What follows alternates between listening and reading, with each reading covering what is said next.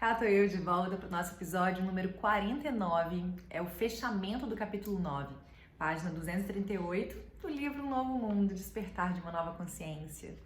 Ontem a gente teve acompanhante aqui nesse programa e hoje estarei eu e todos os meus acompanhantes aqui, que a gente não consegue ver com os olhos, mas dá para sentir. Mais uma pergunta que foi feita para Eckhart Tolle. Isso não deveria acontecer com todo mundo? Se satisfazer o nosso propósito interior é estarmos alinhados com o momento presente, por que alguém deveria sentir necessidade de abandonar o seu trabalho ou a sua condição de vida atual? Aí ele responde: estar alinhado com o que é não significa que a pessoa não vai iniciar a mudança, nem que se torne incapaz de agir. A motivação para tomar atitudes, no entanto, vem de um nível mais profundo e não do desejo nem do medo próprios do ego. Nem do desejo, nem do medo próprios do ego.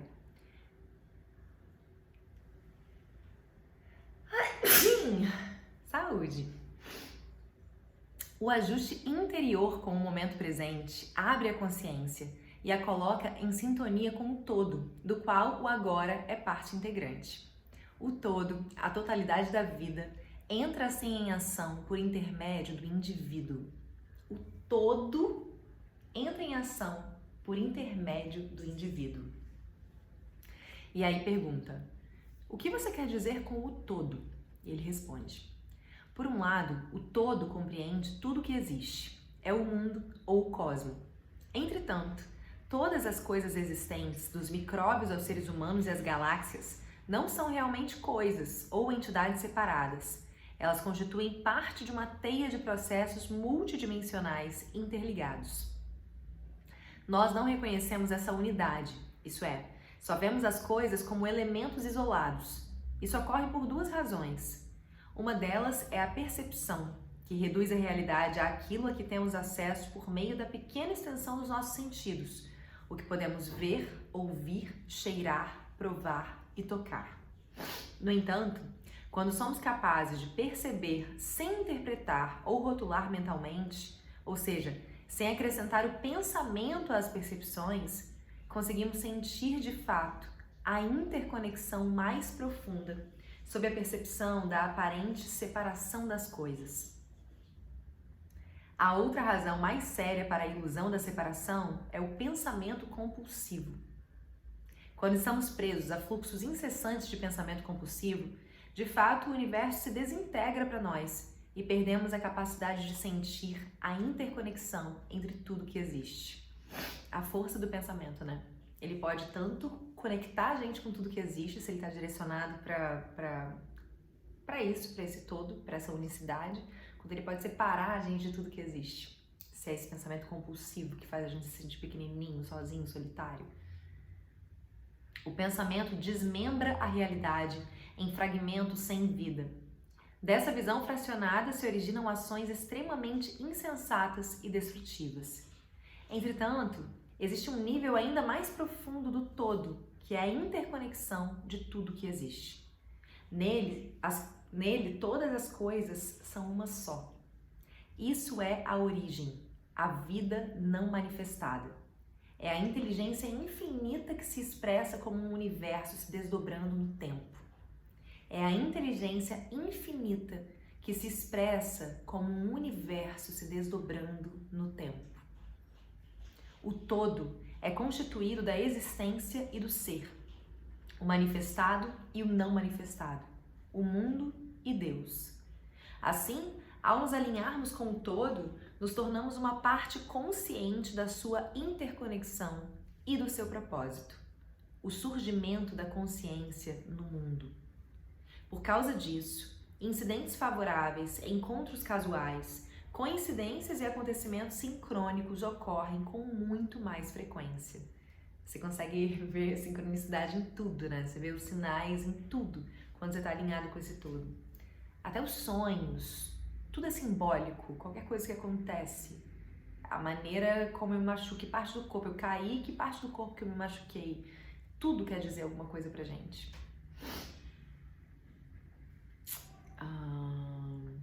Carl Jung chamou a sincronicidade de princípio não causal de conexão. Isso significa que não existe ligação causal entre eventos sincrônicos no nível superficial da realidade. Trata-se de uma manifestação exterior de uma inteligência subjacente por trás do mundo das aparências. Vou repetir, ficou confuso. Trata-se de uma manifestação exterior de uma inteligência subjacente por trás do mundo das aparências e de uma conectividade mais profunda que nossa mente não é capaz de entender. Mas podemos ser participantes conscientes do desdobramento dessa inteligência, a consciência florescente. A natureza existe num estado de unificação inconsciente com o todo. Foi por isso, por exemplo, que praticamente nenhum animal selvagem morreu durante o catastrófico tsunami de 2004.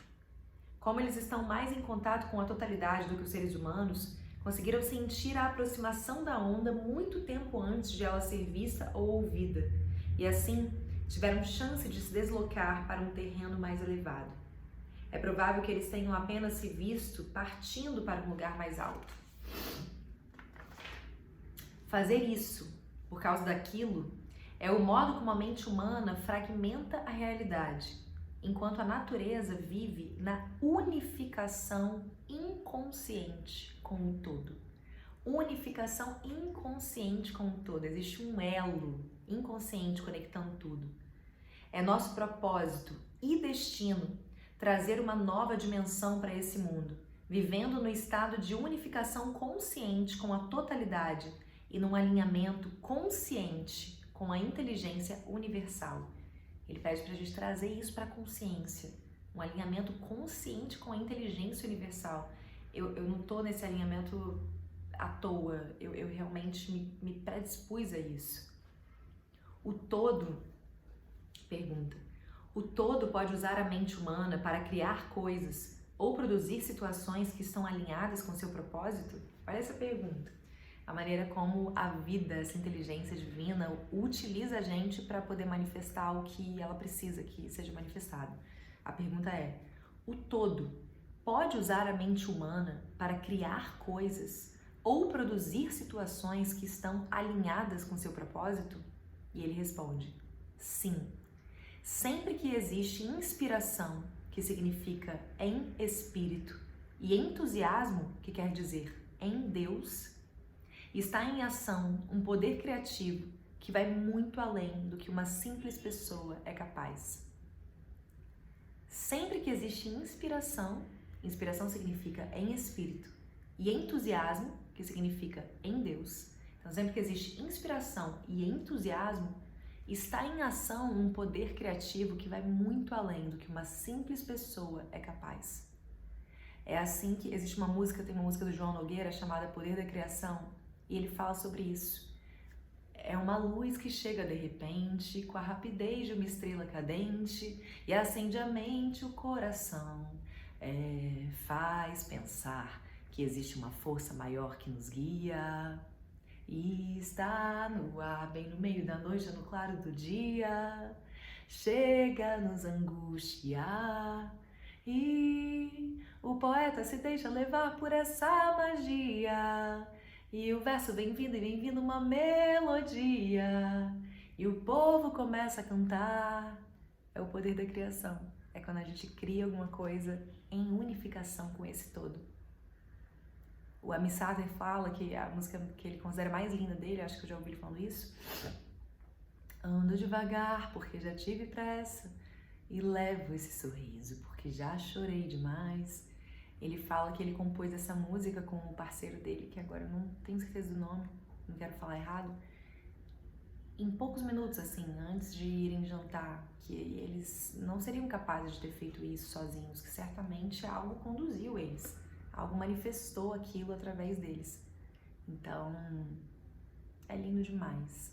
Ontem o que eu e a Rai falamos aqui sobre essa coisa da criação, eu até escrevi, na primeira vez que eu li isso, eu escrevi aqui Alto Eus, que é o nome do espetáculo que eu faço, que ela dirigiu, e ele foi muito guiado por essa força também. A gente muitas vezes não tinha a clareza de para onde ir, muitas vezes não, sempre assim, a gente sabia onde a gente queria chegar, mas o meio era o tempo inteiro guiado por essa força. E aí você vê, quando o trabalho está pronto, você vê a força disso, porque essa mesma força está presente no momento em que isso está acontecendo, assim, no palco, está sendo compartilhado com o público, seja uma música, seja uma peça de teatro, um filme, ou qualquer outro tipo de criação, né? Que são muitas possibilidades. Então, assim, deixar essa força atuar na nossa vida, confiar nela, se jogar no vazio, acreditando que a gente vai sim ser resgatado, que a gente está o tempo inteiro amparado, é de uma leveza, de uma liberdade, é uma maneira muito linda de viver a vida, com fé, é sobre fé. Com isso a gente encerra o capítulo 9, amanhã a gente começa o capítulo 10, que se chama Uma Nova Terra. Muito obrigada pela companhia, um beijo, até amanhã.